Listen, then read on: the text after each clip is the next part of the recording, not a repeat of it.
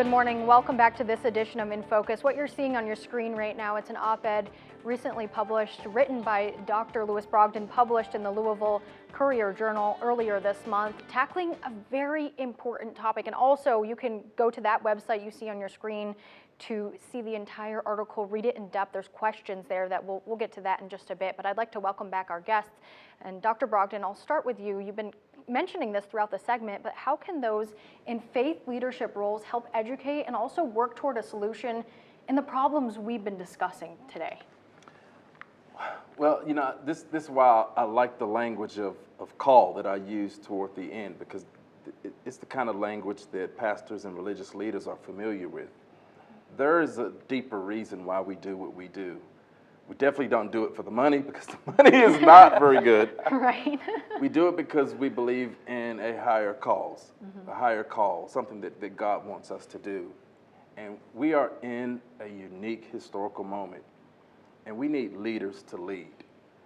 And we need leaders to start encouraging more good, because there are a bunch of leaders who are encouraging the worst. And they have big platforms, they have large followings, and they are inspiring discord, vitriol, violence, animosity, indifference, insensitivity, things that are literally destroying this country.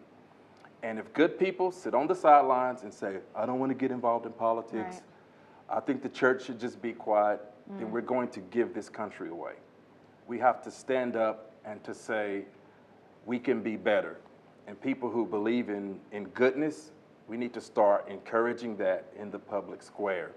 And so, I wrote it for that very reason, to encourage leaders to lead, to stand up in this moment. And I love the subtitle to the op-ed. It's the conversation every American needs to have. Every American needs to have a conversation about, are you going to be on the side of those encouraging the worst, or are you going to be on the side of those who are, in spite of our differences, encouraging the best in each other so that we can build a better nation? Right, because one day history will look back on this moment, and it's up to us as people, as a society, to decide how that history book is written. Yes. And Pastor Hay, what are your thoughts on what Dr. Brogdon just said? And just really, we've been talking about this call to action and just faith leaders stepping up and good people stepping up and saying, it's time for a change. I would definitely agree that a lot of times the church leaders haven't been speaking up like they should. But I've also, along with that, I want to just kind of point out that I'm encouraged by you speaking up, Dr. Brogdon and Pastor Travis, my good friend here with me. And as friends, I see like pastors that are speaking up, and that encourages me to see other people speaking up. And historically, I think that leaders in the church have been ones that have spoken up at times, not always, but people like William Seymour in the early 1900s. It ended up in a move of God that led to racial walls being broken down.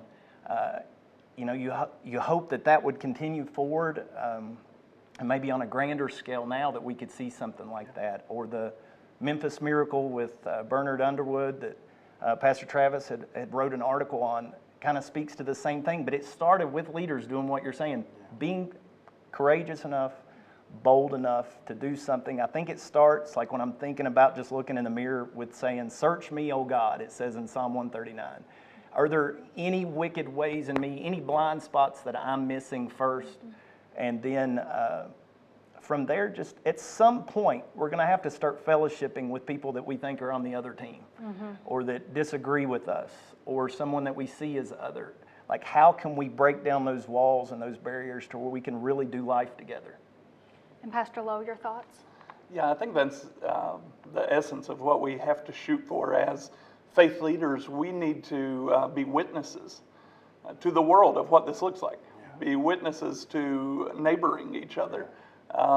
We're sitting here today, and we don't agree on every issue. Right. We don't always see everything the same. There's probably lots of things that we see different, but hopefully what you're seeing through this conversation is people that disagree that can sit and have a conversation and engage civilly and carry that forward. the idea of witnessing in Christianity isn't just telling somebody something, but it was being a witness. You know, if you were a witness to the fact that God can change lives, the way that you're a witness is your changed life. That's the witness. If you're a witness to healing, it's by that you're healed, that you're walking in healing. So for us to be witnesses of neighborliness or of reconciliation, it's for us to embody that. And I think that's what we're trying to do here, taking a step in that direction. And disagreements are okay, but how do we reach across and love each other? Right, and just having respect for your neighbor too, Right. you know, not raising your voice, like listening from a point of understanding rather than making a judgment. I think that can go a long way too.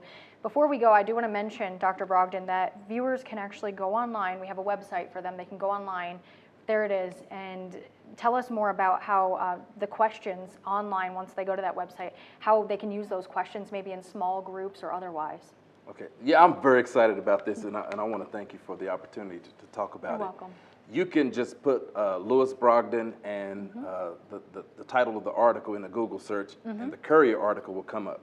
You can also go to institute.bsk.edu, and I have a fuller, more extended discussion, because if they want to know, I have a lot more to say on this subject than I could have put in an op-ed. Yeah. So it's over a 5,500 word essay with questions at the end.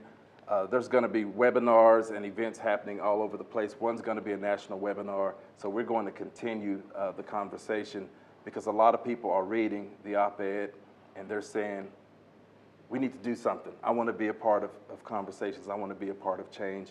And so that's why I'm doing it. It's already in the governor's office in the state of Kentucky, and we're trying to contact people in the White House in Washington, D.C. To make sure that president and members of the president's team, and hopefully our political leaders, will just take some time to maybe read it and to say, hey, wait a minute, you know, let's think about our national character. We can be a better nation in spite of our many differences.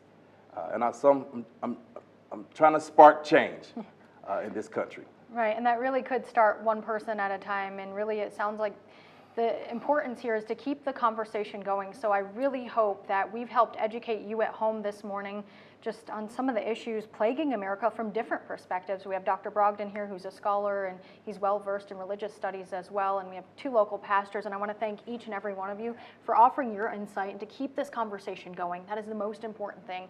So talk to your family, your friends, your kids about how America could be losing its soul, but how you can get involved to help it.